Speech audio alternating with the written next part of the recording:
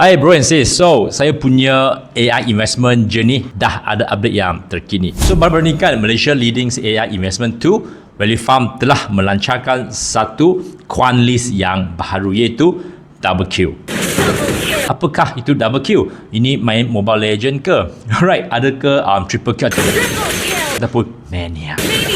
So apa sebenarnya maksud Double Q? Secara ringkas ia merujuk kepada situasi di mana sesebuah syarikat masih merupakan syarikat yang baik fundamentally, tetapi sebelum ini pasaran telah memberi penilaian iaitu valuations yang terlalu tinggi. So contoh in layman term, syarikat itu masih berkembang, revenue juga masih meningkat dan masih menjana keuntungan. Asas syarikat tidak berubah. Cuma sebelum ini pelabur terlalu teruja. So, mereka ingat syarikat itu akan berkembang dengan sangat pantas. Jadi, mereka sanggup bayar PE, iaitu nisbah harga kepada pendapatan yang lebih tinggi. Bayangkan anda bayar RM50 untuk sebungkus nasi lemak. Sebab anda fikir ia adalah special edition. Mestilah special, right?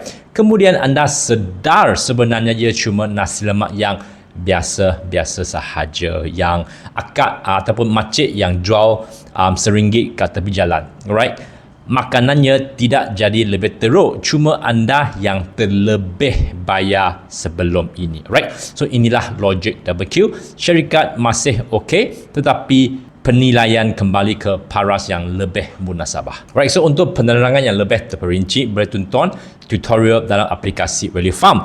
Alright, so next saya akan mula melabur dalam beberapa syarikat yang dalam quant list Double Q ni dan kita akan lihat bagaimana prestasinya. Right, so kalau anda nak result yang real, jangan lupa follow saya. Alright, I will show you. Saya akan guna duit saya untuk testing AI tools yang ada kat dalam market supaya anda juga boleh tahu apakah aplikasi yang actually boleh dipercayai, dan as usual apa-apa je investment confirm ada risiko, right? So invest in your own risk.